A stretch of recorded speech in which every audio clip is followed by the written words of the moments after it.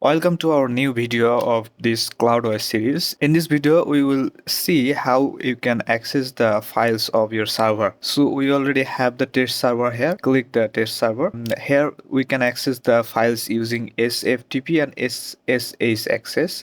The access details are here. So we will try to access the file using SFTP. For that, we need to download the FileZilla. Simply Google it FileZilla, then click the first link, then download this client server. Download FileZilla client. I already downloaded this application and installed it, so I am opening this application. So after opening this application, you will see these types of interface. On the top here is the file option. Click here. You can see the site manager option. Click site manager. Then this pop-up will come.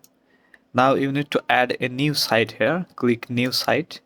Name the site. So I named it test server. Now we need to select the SFTP, shared FTP. Then put the public IP to this host. The port will be 22. Copy the username and paste it. Copy the password and paste it. Now connect it. The server is connecting. Yeah, the server has been connected. So these 4 files are from the remote server, and when I click on the application, you will see there are 3 applications. Let's see, on our server there are 3 applications. So for my sites, the application database is fy, starting with fy. This folder is for that application.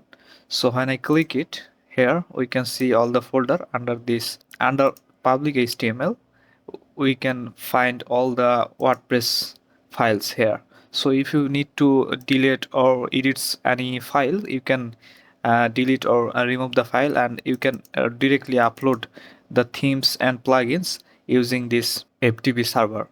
So when I click on the plugins, here we can see all the plugin list here. And when I click on the themes, all the 3 themes are shown here. So this is how you can access your server files using SFTP, using FileZilla. Thank you for watching this video. Please like and share this video.